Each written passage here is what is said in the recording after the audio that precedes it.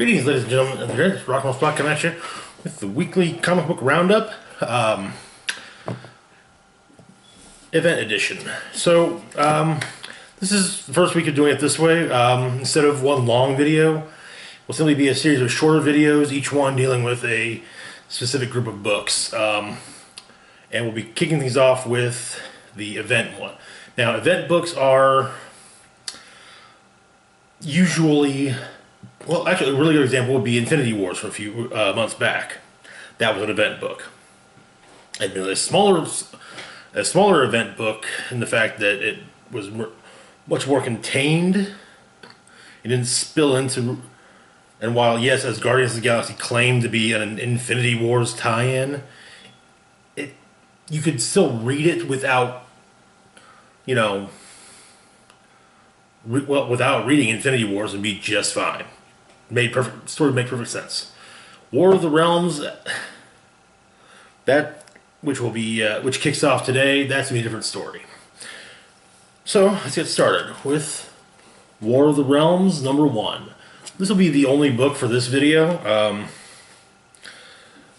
Later, subsequent weeks in the month, we'll have more than one issue, and at the end of the month, I'll be doing a okay, here's what happened in War of the Realms this month video. So anyway, actually, end of the month, beginning in before the third issue comes out, as issues 1 and 2 are both coming out this month. In fact, War of the Realms is being released on a bi-weekly basis, or twice monthly, we'll put it that way. So, all right, we start off with a little bit of narration. In the beginning, there was only darkness, the great unending nothingness of the yawning void. Then from the south came roaring fire, and from the north swirling ice and mist. And where the two forces clashed in the heart of the void, life was born. Elves and giants, dwarves and goblins, gods and men. And realms were made for each of them, 10 in total. Each with its own place along the world tree, each with its own wonders and terrors. This is the story of those 10 realms, and of the one mighty war that ravaged them all. And we get this, honestly, really awesome picture of the world tree, on a scroll, basically. I like that Spidey's hanging off of a branch near Midgard, but for the 10 realms: Asgard, where once dwelt the gods; Vanahelm, home of the Vanir, wise gods of old; Jotunheim, here be giants; Svartalfheim, Svartalhelm, Svartalfheim, so that would be Vanaheim, not Vanahelm, Vanaheim; the dark fairy realm; Niflheim, the frozen underworld; Muspelheim,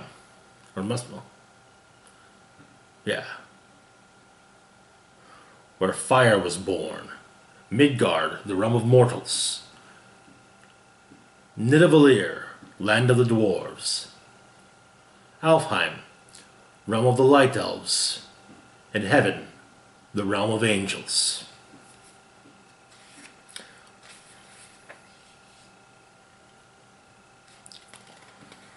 Okay, so since I haven't been following Thor, and therefore have not been doing reviews of issues of Thor on this channel, let's go through the previously. For some time now, the Dark Elf King Malekith and his powerful allies have been laying waste to the 10 realms. 9 have already fallen, including Asgard itself, ruined in a battle that saw Thor's hammer Mjolnir lost in the sun and the Rainbow Bridge shattered. Most of the Asgardians have relocated to a brownstone in the Bronx. Now Thor has only a fragment of Mjolnir, an armory full of substitute hammers, and no way to reach Malekith, who has his own bridge to ferry his army between the realms, the Black Bifrost. Thor needn't worry about finding Malekith, however, for the War of the Realms is about to come to him. We get a Dramatis Personae, Asgardians, Thor, Odin, Freya, Thori, Sif, and Hildegard. Heroes of Midgard, Spider-Man, Jane Foster, formerly Thor, Punisher, Daredevil, Captain America, Black Panther, She-Hulk, Iron Man, Captain Marvel, Blade, Ghost Rider, Doctor Strange, and Wolverine. And finally, Malekith's forces. Malekith, obviously, Loki, Thor's brother, Ulik, Lord of the Trolls, Curse, Malekith's enforcer, Laufey, King of the Frost Giants, Loki's biological father, Cinder, Queen of Muspelheim, daughter of Surtur, Queen of Heaven, ruler of the warrior angels, the Enchantress, Asgardian sorceress, and finally Dario Agger, shapeshifting CEO, CEO of Roxxon Chemicals to be exact. So, we kick off in Asgard. Odin is the only one there, and he's standing at the remains of the Bifrost, thinking. And then two Dark Elf assassins show up, and or actually more than two. And while he manages to hold it for a little bit. They do manage to take him down and shank him. In Newark Harbor on Earth, Thor and Thori are on a boat watching. And apparently, every evening, Thor stands on the bow of the humble vessel he calls home and hurls one of his new hammers into the ether, hoping it will find a way to pierce the void between realms and return to him with its secrets. But so far, none of those hammers have returned. Thori is trying to cheer up Thor. And then there's a crash and Loki appears. Two daggers sticking out of him. And, tried to play along. And but Malekith knew that Loki would betray him, so Malekith betrayed Loki first. And some Dark Elves show up. Thor takes them out. And then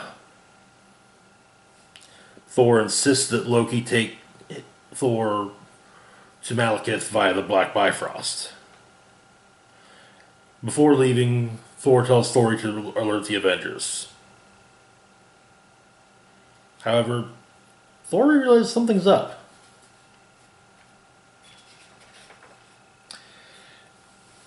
The two arrive in Jotunheim. And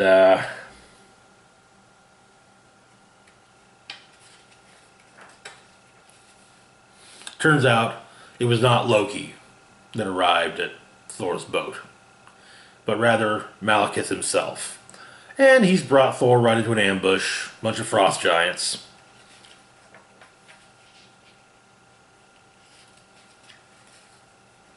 Back on Earth in the Bronx, Spider-Man's swinging around. He's been having a good day, apparently. But he sees a bunch of Dark Elves on the roof of a brownstone.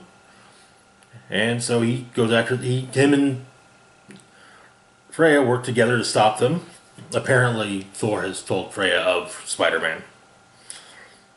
And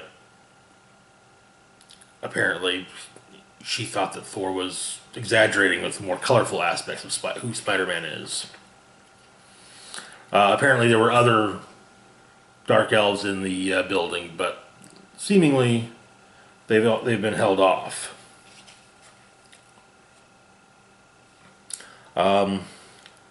We get brief glimpses of the Sanctum Sanctorum, home of Doctor Strange, Daredevil, Wolverine, and the Punisher. And then all hell breaks loose. Yeah.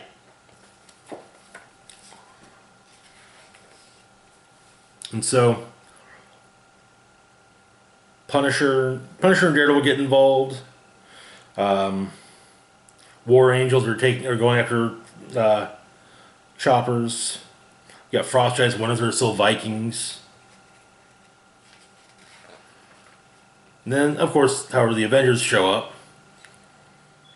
So you got the Avengers Freya and the Asgardians, Spider-Man, but then Malekith and his primary lackeys show up, basically kind of saying, "Hey, we're the new lords of Midgard." Goes on to give a speech. Cap shuts him up with his shield.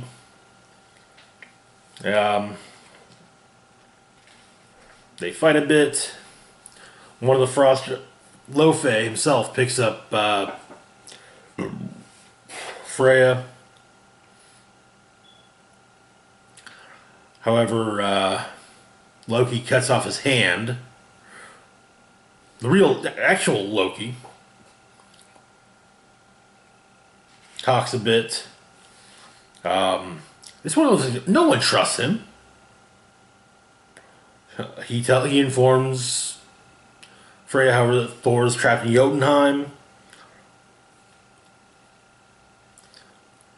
And he basically lets Lo-Fey pick him up and eat him.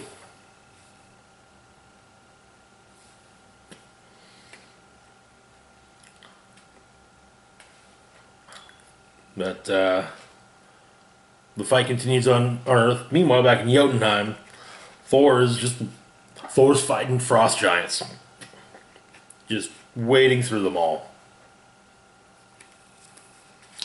And that's where we leave off. Next week we'll have we'll start getting some of the tie-in books.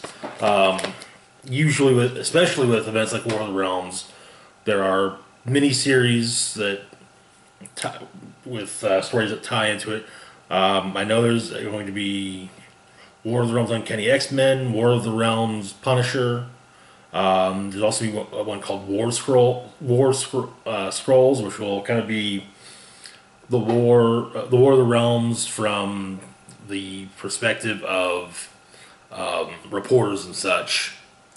There will also be a Venom tie-in Venom tie-in storyline.